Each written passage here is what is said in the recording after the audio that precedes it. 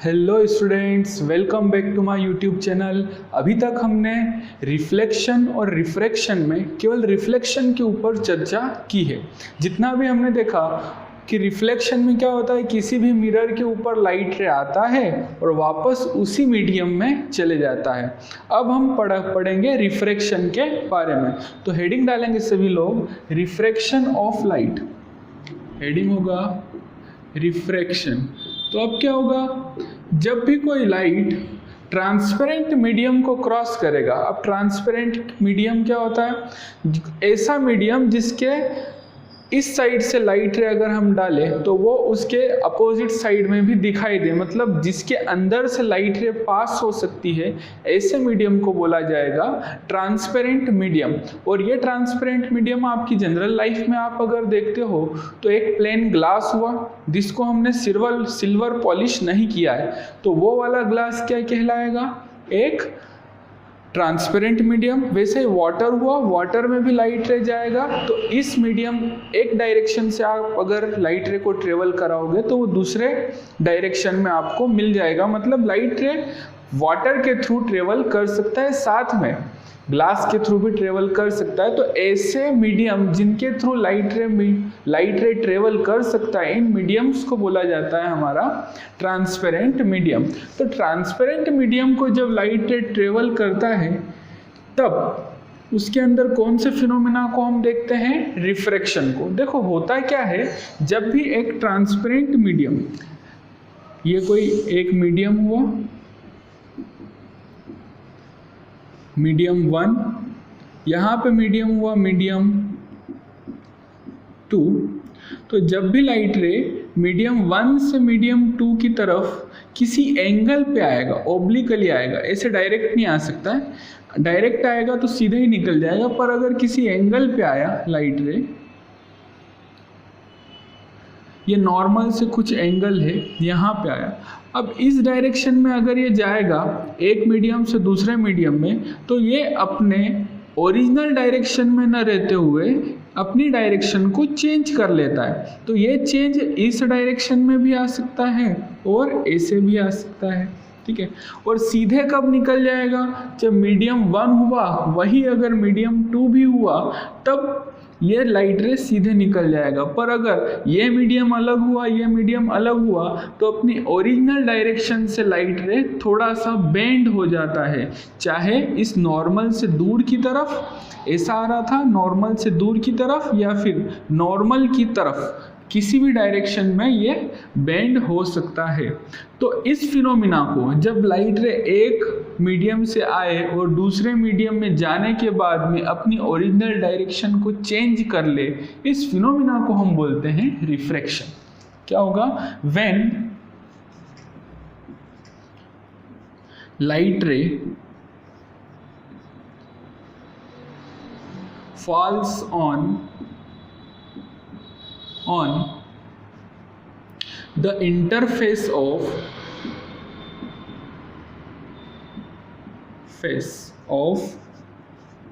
two different transparent media,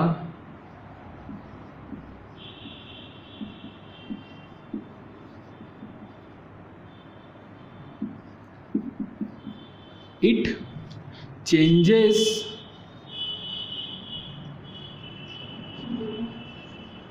its direction. This is known as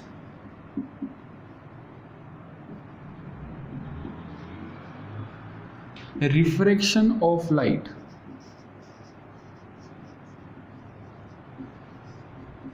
तो refraction क्या होता है लाइट का, ये समझ पाए क्या। रिफ्रैक्शन का डेफिनेशन क्या लिखोगे, ट्रांसपेरेंट मीडियम का इंटरफेस, मतलब जहाँ पे एक मीडियम और दूसरा मीडियम ये दोनों चेंज हो रहे हैं, ये क्या हो गया, इसका इंटरफेस। यहाँ पे कोई भी लाइट रे आएगा तो वो क्या करेगा, इस डायरेक्शन में न जाते हुए अपनी डायरेक्शन को चेंज कर लेगा। तो इस फिनोमिना को हम बोल देंगे रिफ्रैक्शन ऑफ लाइट। ये हुआ डेफिनेशन लाइट का। अब कॉज क्या है, कारण क्या है ये रिफ्रैक्शन होने का? स्पीड जो होती है लाइट की वो डिफरेंट मीडियम में अलग अलग होती है। जैसे अगर वैक्यूम की बात करें तो लाइट की स्पीड वैक्यूम के अंदर होती है 3 × 10⁸ मीटर पर सेकेंड। ये आप लोगों को याद रखना है। Speed of light in vacuum. Vacuum का मतलब एक ऐसा रीजन जहां पे कोई भी मीडियम मौजूद ना हो, ऐसे रीजन को बोला जाता है वैक्यूम। मतलब ना तो वहां पे एयर हो, ना ही वाटर हो, ना ही ग्लास हो, कुछ भी ना हो, उस मीडियम को क्या बोला जाएगा? वैक्यूम। तो वैक्यूम में लाइट की स्पीड इतनी होती है, ये हमने एक्सपेरिमेंटली देखा है कि इतना आता है लाइट का स्पीड। अगर हम एयर की बात करें तो एयर में भी speed of light in air वो भी हमेशा कितना लेके चलते हैं हम? 3 × 10⁸। थोड़ा सा डिफरेंस आता है, थोड़ा सा लाइट का स्पीड कम हो जाता है, पर हम क्वेश्चंस को सॉल्व करने के लिए इन एयर भी लाइट का स्पीड कितना लेंगे? 3 × 10⁸ मीटर पर सेकेंड। ठीक है, तो अब देखो, अगर लाइट रे, अब दो टाइप के मीडियम होते हैं, एक तो रेयर मीडियम होता है, एक डेंसर मीडियम। रेयर मीडियम का मतलब ये हुआ कि एक ऐसा मीडियम जिसमें लाइट रे थोड़ा इजीली ट्रेवल कर पाए दूसरे मीडियम के कंपैरिजन में। मीडियम हमेशा कंपेयर करके बताएंगे रेयर कौन सा होगा और डेंसर कौन सा होगा। जैसे कि हमने यहाँ पे ले लिया एयर एक मीडियम, दूसरा मीडियम ले लिया हमने वाटर। तो बताओ एयर क्या हो जाएगा? यहाँ पे लाइट की स्पीड ज़्यादा होगी, जबकि वाटर के अंदर जाएगा तो वाटर के मॉलिक्यूल के बीच में लाइट की स्पीड क्या होगी? थोड़ी सी रिड्यूस हो जाएगी, क्योंकि यहाँ पे ट्रैफिक ज़्यादा होगा। दो वाटर के मॉलिक्यूल के बीच की डिस्टेंस दो एयर के मॉलिक्यूल के बीच की डिस्टेंस से कम होती है, इसलिए यहाँ पे ट्रैफिक यानी कि भीड़ बढ़ गई। भीड़ बढ़ गई है, इसका मतलब लाइट रे इतना इजीली ट्रेवल नहीं कर पाएगा, इस कारण से ये अपनी डायरेक्शन को चेंज कर लेगा, है ना। तो भीड़ वाले इलाके में जब भी ये लाइट रे जाएगी तो क्या करेगी? दूसरे रास्ते से निकलना चाहेगी, इसलिए ये अपनी डायरेक्शन को चेंज कर देती है जब भी एक रेयर यानी कि कम भीड़ वाले इलाके से भीड़ वाले इलाके यानी कि डेंसर मीडियम में जाती है। तो जहाँ पे दो एटम के बीच की डिस्टेंस कम होगी वहाँ पे बोला जाएगा ये मीडियम क्या है? रेयर। और ये मीडियम क्या बोला जाएगा? डेंसर। ठीक है, तो रेयर मीडियम किसको बोलते हैं? डेंसर मीडियम किसको बोलते हैं? ये समझ में आया? ठीक है, अब रेयर मीडियम, वैसे ही एयर हुआ और साथ में ग्लास हुआ, तो ग्लास के मॉलिक्यूल के बीच में भी जो डिस्टेंस होती है वो बहुत कम होती है, मतलब ये भी क्या हो गया? डेंसर, और ये क्या हो गया? Rare medium. ठीक है, तो इसको भी बोलेंगे हम रेयर मीडियम और इसको बोलेंगे डेंसर मीडियम, है ना। वैसे इसलिए इसके लिए एक और वर्ड यूज़ करते हैं हम, ऑप्टिकली डेंसर, क्योंकि लाइट रे को जाने में, पास होने में ज़्यादा डिफ़िकल्टी हो रही है, तो जो ऑप्टिक्स ब्रांच है उसके अंदर हम लाइट की स्टडी करते हैं, इसीलिए इसको बोला जाता है ऑप्टिकली डेंसर और इसको बोला जाता है ऑप्टिकली रेयर मीडियम, है ना। बुक में ऐसा लिखा हुआ देखोगे आप लोग, ऑप्टिकली रेयर और ऑप्टिकली डेंसर, पर हम सिंपल वे में क्या रेयर और डेंसर मीडियम ही बोलेंगे। ठीक है, अब देखो, अगर एक तरफ हुआ वाटर और एक तरफ हुआ ग्लास, तो बताओ किसके मॉलिक्यूल के बीच में जो डिस्टेंस होगी वो कम होगी और किसके मॉलिक्यूल के बीच में डिस्टेंस होगी वो ज़्यादा होगी? आप लोगों ने दो मीडियम पढ़े हैं, एक तो सॉलिड होता है और एक लिक्विड होता है। सॉलिड और लिक्विड में से लिक्विड के जो मॉलिक्यूल्स होते हैं उनके बीच में इंटर एटॉमिक फोर्स कंपैरेटिवली कम होता है सॉलिड यानी कि ग्लास के। मतलब ये वाला वाटर जो मीडियम है वो कैसा मीडियम हो जाएगा? अब रेयर मीडियम। और जो ग्लास है वो कैसा मीडियम हो जाएगा? Denser medium. ठीक है, तो रेयर मीडियम, डेंसर मीडियम कैसे पता करते हैं ये समझ में आया। जिसमें लाइट को ट्रेवल करने में आसानी होती है वो क्या हो जाएगा? Rare medium. जिसमें डिफ़िकल्टी होती है वो क्या हो जाएगा? Denser medium. तो अब हम देखते हैं लाइट रे जब इनके इंटरफेस पे गिरेगा तब कौन सा फिनोमिना होगा इन रेयर और डेंसर मीडियम में। ठीक है। तो एक मीडियम लेता हूं मैं, इस मीडियम को बोल देता हूं रेयर मीडियम, और इस मीडियम को बोल देता हूं डेंसर मीडियम। तो रेयर मीडियम से डेंसर मीडियम की तरफ जब लाइट रे ट्रेवल करेगा, तो ये लाइट रे आया, रेयर मीडियम से आया और डेंसर मीडियम में गया। तो डेंसर मीडियम में जाएगा तो हमेशा वो टुवर्ड्स नॉर्मल बेंड हो जाएगा, ठीक है।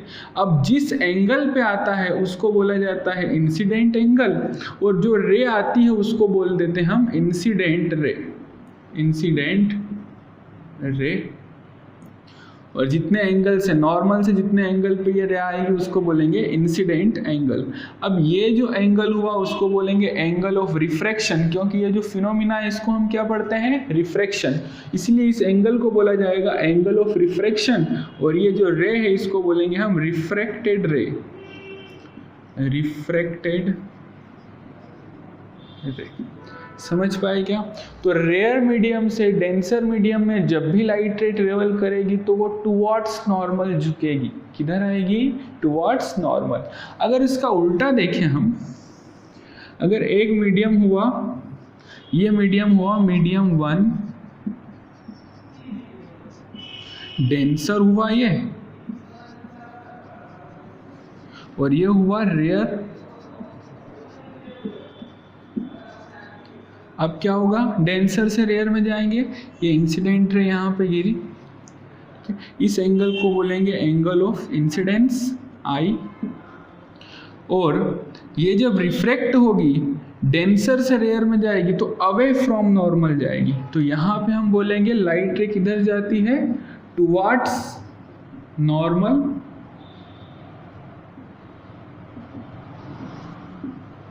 Bend towards normal.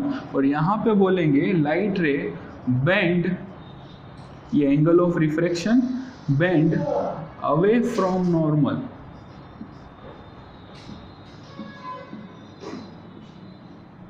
तो क्या समझ पाए? है ना, लाइट रे जब भी रेयर से डेंसर मीडियम में जाती है, डेंसर से रेयर मीडियम में जाती है, तो कैसे ट्रेवल करती है इसके बारे में हमने डिस्कशन किया है। अब देखो, ये तो हो गया कैसे बेंड होगी, क्या होगा, इनके बारे में हमने डिस्कशन किया। अब एक और चीज़ देखते हैं। अच्छा, मैंने बताया था आपको कॉज ऑफ रिफ्रैक्शन क्या होगा? Cause of refraction, cause of refraction, refraction का कारण क्या होगा? Because speed of light in different medium is different, that's why the refraction takes place। ऐसा क्वेश्चन पूछा जा चुका है पिछले सालों में कि रिफ्रैक्शन का कारण क्या है, what is the cause of refraction. तो तुम क्या लिखोगे? The speed of light in different medium is different, that's why refraction takes place. ठीक है, तो ये हुआ इसका आंसर। तो कॉज ऑफ रिफ्रैक्शन होगा speed of light in different medium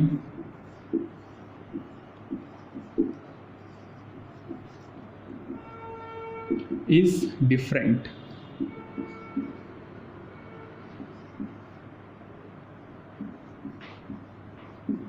ठीक है, तो ये हो जाएगा कॉज ऑफ रिफ्रैक्शन। इसके बाद में देखो, जैसे कि हमने रिफ्लेक्शन पढ़ा था, तो जब भी रिफ्लेक्शन होता है तो वो लॉज ऑफ रिफ्लेक्शन को फॉलो करता है। वैसे ही अगर यहाँ पे रिफ्रैक्शन हो रहा है तो रिफ्रैक्शन के भी कुछ लॉज होते हैं, उनको ये रिफ्रैक्शन फॉलो करता है। तो यहाँ पे लिखेंगे अगला हेडिंग, लॉज ऑफ रिफ्रैक्शन।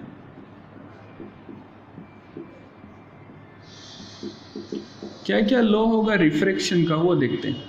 कि ये कोई इंटरफेस हुआ, यहाँ से जब भी कोई लाइट रे आएगी तो ये एंगल हो जाएगा इंसिडेंट एंगल, इंसिडेंट एंगल, और ये रे हो जाएगी इंसिडेंट रे, इंसिडेंट रे। अभी ये हो जाएगी इधर रिफ्रैक्टेड रे, ये कोई भी मीडियम हो सकता है, हम इसको अवे फ्रॉम नॉर्मल ले लेते हैं, मतलब ये वाला मीडियम क्या है? Rare medium. तो यहाँ पे हमने रिफ्रैक्शन, एंगल ऑफ रिफ्रैक्शन ले लिया और ये हो गया रिफ्रैक्टेड रे।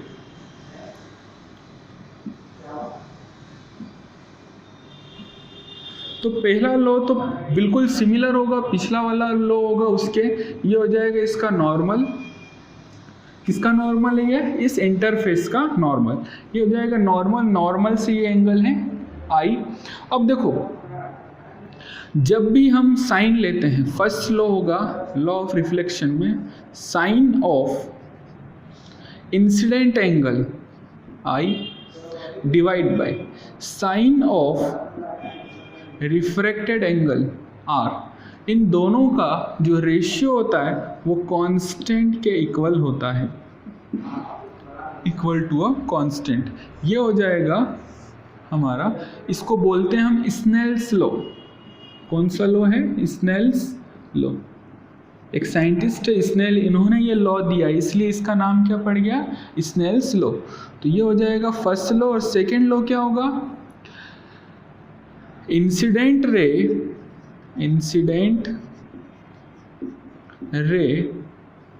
रिफ्रैक्टेड रे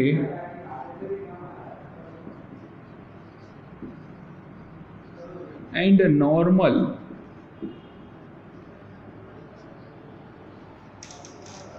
lies in same plane। एक ही प्लेन में होते हैं ये सारे एंगल रे, ठीक है। इंसिडेंट रे, रिफ्लेक्टेड रे और नॉर्मल। जैसे कि रिफ्लेक्शन में आप लोगों ने देखा था, वैसे ही इसमें भी आप लोग ये लॉ पढ़ोगे, incident ray, refracted ray and normal lies in same plane. तो ये तो हो गया दोनों लॉ। अच्छा ये कांस्टेंट, ये साइन, ये कुछ समझ में नहीं आ रहा है। तो साइन क्या होता है? साइन कॉस टेन, ये आप लोग ट्रिग्नोमेट्री में पढ़ोगे इस साल। 10th का ट्रिग्नोमेट्री मैथमेटिक्स का चैप्टर है। मैथमेटिक्स में आप लोग ट्रिग्नोमेट्री पढ़ोगे। ट्रिग्नोमेट्री में आप पढ़ोगे साइन आई, साइन आर, ये सब क्या होते हैं, ठीक है। तो ये हो जाएगा साइन कॉस, इन सब के बारे में आप लोग डिटेल में मैथमेटिक्स में पढ़ सकते हो। इसके बाद में साइन का तो पता चल गया, ये मैथमेटिक्स का एक पार्ट है। ये कांस्टेंट क्या होता है? ये कांस्टेंट होता है रिफ्रैक्टिव इंडेक्स। इस कांस्टेंट को क्या नाम दिया गया? Refractive index. तो अब हम चर्चा करेंगे रिफ्रैक्टिव इंडेक्स के बारे में।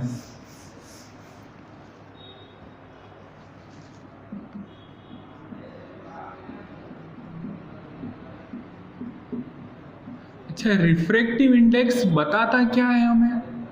रिफ्रैक्टिव इंडेक्स से हमें ये पता चलेगा कि लाइट रे अगर एक डायरेक्शन से आई है और दूसरी एक मीडियम से आई है और दूसरे मीडियम में जा रही है, तो वो कितने एक्सटेंट तक बेंड हो सकती है, कितने एक्सटेंट तक बेंड होती है। मतलब लाइट रे इतनी भी बेंड हो सकती थी, इतनी भी हो सकती है, इतनी भी हो सकती है।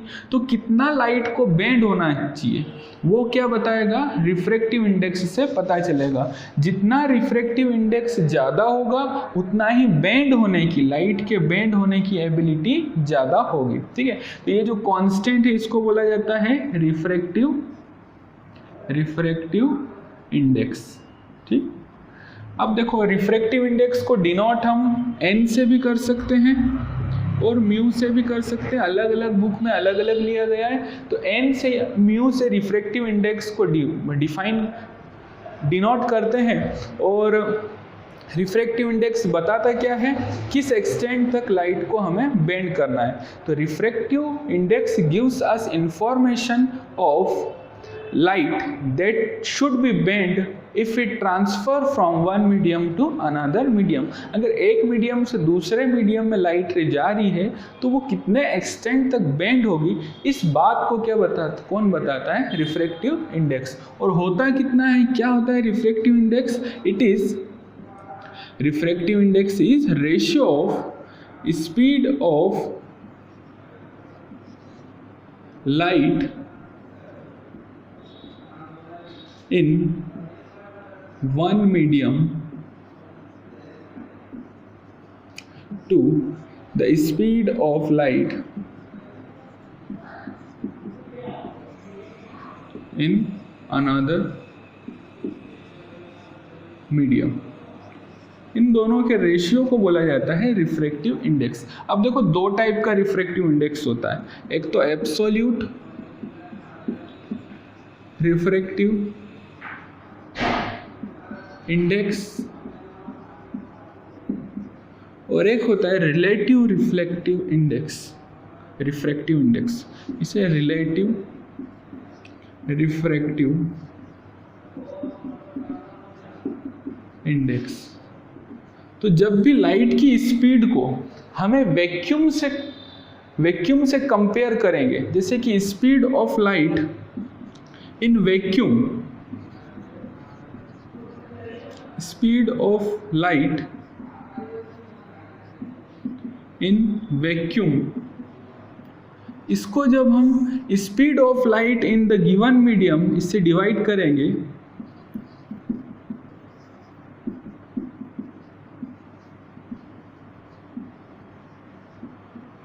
तो हमारे पास में क्या आ जाएगा, रिफ्रैक्टिव इंडेक्स। अच्छा, स्पीड ऑफ लाइट वैक्यूम में कितनी होती है, c के इक्वल, और c की वैल्यू अभी मैंने लिखवाई थी, कितनी होती है 3 × 10⁸ मीटर पर सेकेंड, और v मान लेते हैं कि उस मीडियम में लाइट की स्पीड है। ठीक है, तो ये हो जाएगा आपका रिफ्रैक्टिव इंडेक्स, कौन सा वाला, एब्सोल्यूट रिफ्रैक्टिव इंडेक्स। अच्छा, अगर रिलेटिव रिफ्रैक्टिव इंडेक्स निकालना है तो अब हम क्या करेंगे, दो मीडियम के बीच में जो लाइट की स्पीड है उन दोनों को हम कंपेयर करेंगे।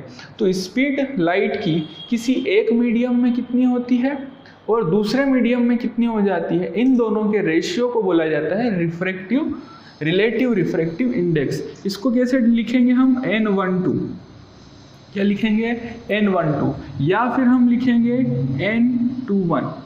ठीक है, अब इनको पढ़ना कैसे है, तो पढ़ेंगे ऐसे कि refractive index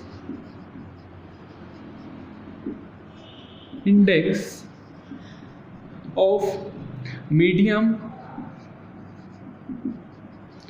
1 with respect to medium 2। ठीक है, इसका उल्टा अगर इसे पढ़ना हुआ n21 तो इसे पढ़ेंगे refractive index of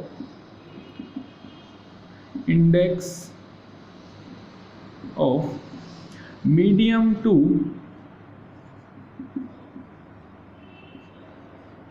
with respect to medium 1। ये हो गया इनका पढ़ने का तरीका। अब ये किसके इक्वल होते हैं, जैसे हमें n12 लिखना, तो 12 क्या होगा, इसे मैंने बोल दिया मीडियम 1, इसे बोल दिया मैंने मीडियम 2, ये हो गया मीडियम 1 और ये हो जाएगा मीडियम 2। अगर इसका refractive index absolute refractive index n1 हुआ और इसका एब्सोल्यूट रिफ्रैक्टिव इंडेक्स n2 हुआ, तब क्या पढ़ोगे इसे, n12 अगर लिखना हुआ n12 तो किसके इक्वल होगा वो, refractive index of medium 1 with respect to refractive index of medium 2। अच्छा, n1, अब n1 क्या हो जाएगा, ये एब्सोल्यूट रिफ्रैक्टिव इंडेक्स, और n2 क्या है, दूसरे मीडियम का एब्सोल्यूट रिफ्रैक्टिव इंडेक्स। अब मीडियम 1 का एब्सोल्यूट अगर रिफ्रैक्टिव इंडेक्स लिखना हुआ n1 तो यहाँ पे लाइट की स्पीड भी क्या लिखोगे, v1, तो यहाँ पे n1 किसके इक्वल आएगा, c/v1 के। वैसे ही अगर यहाँ पे n2 लिखना हुआ तो मीडियम 2 में कितनी होती है लाइट की स्पीड, वो लिखना होगा, तो ये कैसे लिखोगे आप, c/v2। तो यहाँ से अगर n12 लिखना हुआ तो वो आ जाएगा n1/n2, और ये किसके इक्वल होगा, v2/v1 के इक्वल। ये आ जाएगा refractive index, relative refractive index. ऐसे ही n21 लिखना हुआ तो n21 लिखने के लिए n2 ऊपर रख देंगे, n1 नीचे रख देंगे, n2 की वैल्यू लिख देंगे हम c/v2 और n1 की वैल्यू लिख देंगे c/v1, तो n21 आ जाएगा हमारा v1/v2। ये c कट गया। ठीक है, तो ये आ जाएगा हमारा रिलेटिव रिफ्रैक्टिव इंडेक्स। तो दो टाइप के हमने रिफ्रैक्टिव इंडेक्स पढ़े, पहला तो हो जाएगा n12 और एक एब्सोल्यूट रिफ्रैक्टिव इंडेक्स, और दूसरा हो जाएगा हमारा रिलेटिव रिफ्रैक्टिव इंडेक्स। ठीक है, इन दोनों का ही हम आगे यूज करेंगे। ये जो कांस्टेंट होता है ना, यही होता है रिफ्रैक्टिव इंडेक्स, और ये दो टाइप से हम बता सकते हैं। ठीक है, अब देखो जैसा हमने अभी पढ़ा, लाइट रे टुवार्ड्स या फिर अवे फ्रॉम नॉर्मल बेंड होती है, और रिफ्रैक्टिव इंडेक्स, ये सब मैंने आप लोगों को बताया कितने कितने होते हैं। इसके ऊपर क्वेश्चन कैसे आते हैं वो देखो। तो क्वेश्चन फर्स्ट टाइप का अगर मैं इसके ऊपर क्वेश्चन लिखूं तो मैं लिखूंगा if speed of light in vacuum is 3 into 10 to the power 8 meter per second and speed of light in glass is 2 into 10 to the power 8 meter per second, then what will be the refractive index absolute? What will be the absolute refractive index of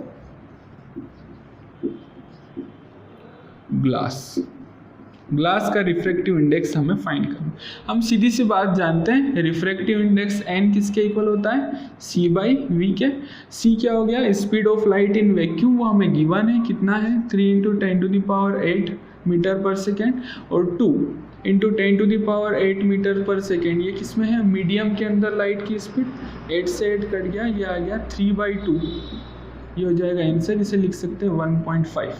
तो refractive index glass का कितना होता है, 1.5 के equal. ऐसे अगर आप लोगों को दिया गया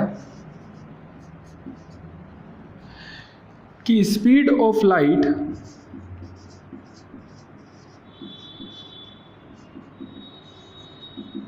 in glass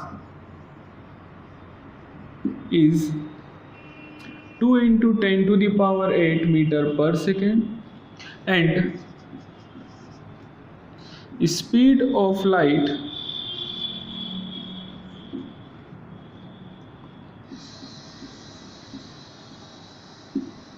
in water is, water के अंदर इस लाइट की स्पीड ले लेते हैं 2.25 into 10 to the power 8 metre per second, then what will B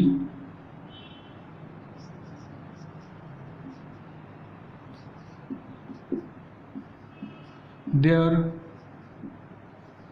absolute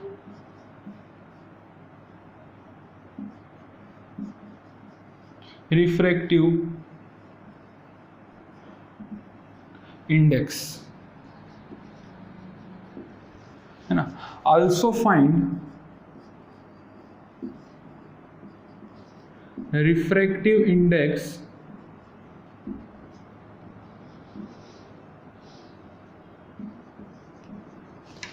of water with respect to glass and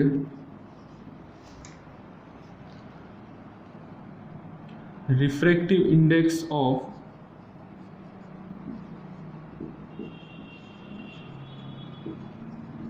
glass with respect to water। तो इसे कैसे करना है, इसे देखो क्वेश्चन को, सीधी सी बात है, फिर से फार्मूला वही लगेगा। एब्सोल्यूट रिफ्रैक्टिव इंडेक्स का फार्मूला क्या है, n इज इक्वल टू होता है c बाई वी। c की वैल्यू हम जानते हैं, सभी लोग जानते हैं। अगर वाटर के लिए निकाले तो यहाँ पे क्या लिख देंगे NW, और ग्लास के लिए निकाले तो NG लिख देंगे। अभी W, यहाँ पे भी c बाई वी फार्मूला लगेगा। यहाँ पे कौन सी स्पीड लिखोगे, वाटर की स्पीड, क्योंकि रिफ्रैक्टिव इंडेक्स इसका फाइंड कर रहे हो वाटर का।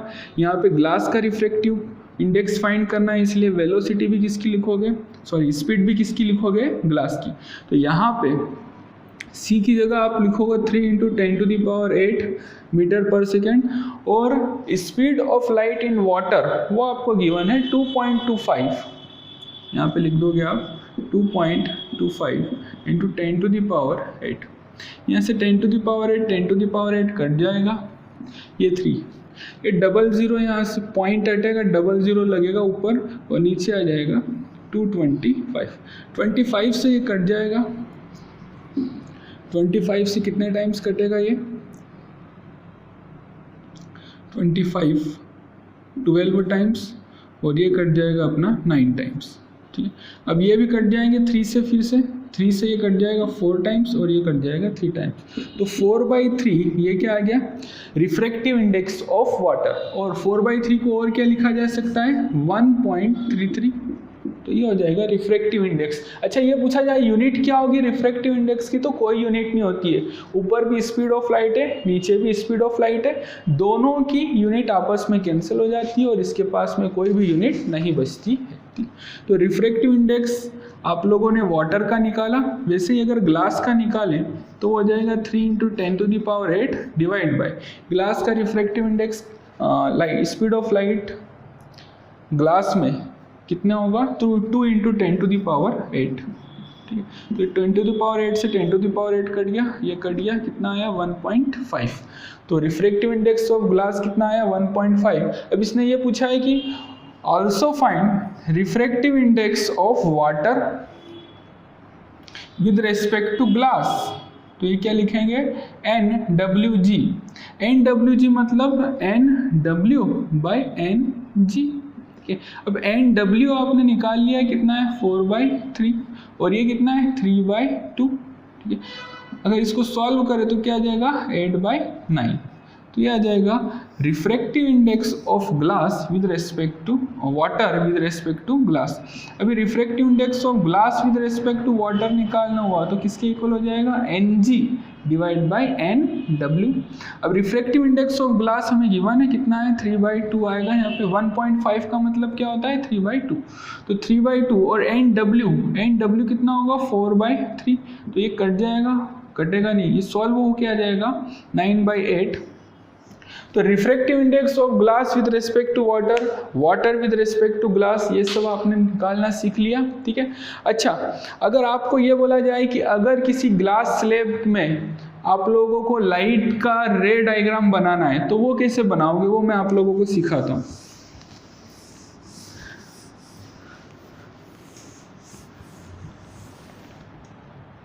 Refraction of light, refraction of light through a glass slab। देखो इसमें कैसे निकालते हैं अपन रिफ्रैक्शन कैसे होता है। ये कोई ग्लास की स्लेब है, ये किसका है ग्लास का। अच्छा ग्लास यहाँ पे बाहर एयर है। अच्छा लाइट रे कैसे आएगा, ऐसे कोई किसी एंगल पे अगर आ रहा है लाइट रे, ये बना दिया मैंने, इसका नॉर्मल कुछ इस टाइप से होगा। अब ये हो गया इंसिडेंट रे हमारा,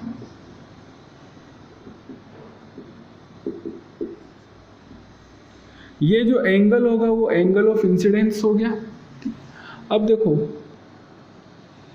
इसको अगर नॉर्मल को और आगे बढ़ाएं तो ये जो लाइट रे है ये किधर से किधर जा रही है, एयर से ग्लास में। बताओ रेयर मीडियम कौन सा होगा, डेंसर मीडियम कौन सा होगा। मॉलिक्यूल अगर पास में हुए तो डेंसर, दूर हुए तो रेयर, मतलब एयर क्या हो गया एक रेयर मीडियम, ग्लास क्या हो गया डेंसर मीडियम। जब रेयर से डेंसर में जाते हैं तो अभी मैंने बताया लाइट रे बेंड टुवर्ड्स नॉर्मल, तो ये टुवर्ड्स नॉर्मल आ जाएगी। ऐसे सीधे न जाते हुए, ऐसे जाना था, इसके पाथ सीधा होना था, पर किधर बेंड हो जाएगी टुवर्ड्स नॉर्मल। समझ पाएगी। यहाँ पे ये हो जाएगा एंगल ऑफ रिफ्रैक्शन, ये R1। ठीक है, अब जितना एंगल ये होगा उतना ही एंगल ये भी होगा। क्यों होगा भाई, ये नॉर्मल दोनों क्या हुए पैरेलल, और ये लाइन इससे क्या कर रही है इंटरसेक्ट कर रही है। तो ये अल्टरनेट एंगल्स जो होंगे ये हमेशा क्या होते हैं इक्वल, मतलब ये अगर R1 है तो ये भी क्या होगा R1। ये होगा ये रिफ्रैक्टेड रे, इसे क्या बोलेंगे रिफ्रैक्टेड रे। अब देखो ये रिफ्रैक्टेड रे, अब ये मीडियम क्या हुआ, ग्लास, मतलब ये मीडियम क्या हो गया, डेंसर, और ये नीचे फिर से क्या आ गई, एयर।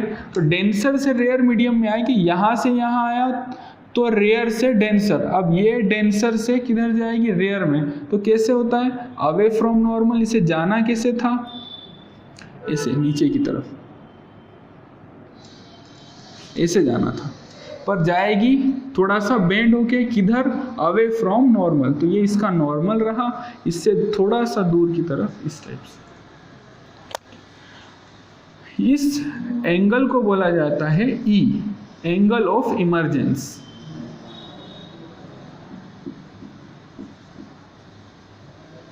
मतलब कितने एंगल पे लाइट रे इस ग्लास स्लैब से बाहर निकल रही है, वो एंगल, इसे क्या बोला जाएगा, एंगल ऑफ इमर्जेंस।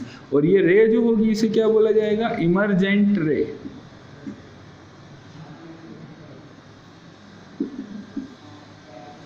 तो रे डायग्राम के ऊपर ही यहाँ पे क्वेश्चन आते हैं। अच्छा, ये जो शिफ्टिंग होती है, लाइट रे किधर जा रहा था, ऐसे, पर ऐसे न जाते हो थोड़ा सा नीचे हट के किधर जाने लगा, उसी डायरेक्शन में। मतलब पहले जो डायरेक्शन थी लाइट की और अब जो डायरेक्शन है, दोनों ही कैसे आते हैं, पैरेलल आते हैं, पैरेलल। अब ये जो दोनों पैरेलल लाइट के बीच की शिफ्टिंग होगी उसको बोलेंगे लेटरल शिफ्टिंग। क्या बोला जाएगा, लेटरल शिफ्टिंग। तो लेटरली शिफ्ट हो जाती है जब भी इमर्जेंट रे यहाँ से निकलती है और इंसिडेंट रे इस ग्लास स्लैब के ऊपर गिरती है। ये हो जाएगा ग्लास स्लैब। इसको अपन एक्टिविटी में प्रैक्टिकल के तौर पे अपन देखते हैं, अपन क्लास में भी इसे करवाते हैं, ठीक है। तो क्लासरूम में आप लोगों को जहाँ भी प्रैक्टिकल आपका डिपार्टमेंट होगा फिजिक्स का, वहाँ पे ये सब सिखाया जाता है किस तरह से ये रे, इंसिडेंट रे और इमर्जेंट रे पैरेलल हो जाती है और इनके बीच में ये लेटरल शिफ्टिंग आती है, ठीक है। तो ये हो गया refraction of light through a glass slab. इसके बारे में केवल रे डायग्राम पूछा जाता है एग्जाम में, किस टाइप का इसका रे डायग्राम बनता है। आगे हम लेंस के बारे में पढ़ेंगे, refraction of light through lenses. Lens क्या होता है और उससे लाइट का रिफ्रैक्शन किस टाइप से होगा, ये हम नेक्स्ट लेक्चर में पढ़ेंगे। तब तक के लिए गुड बाय।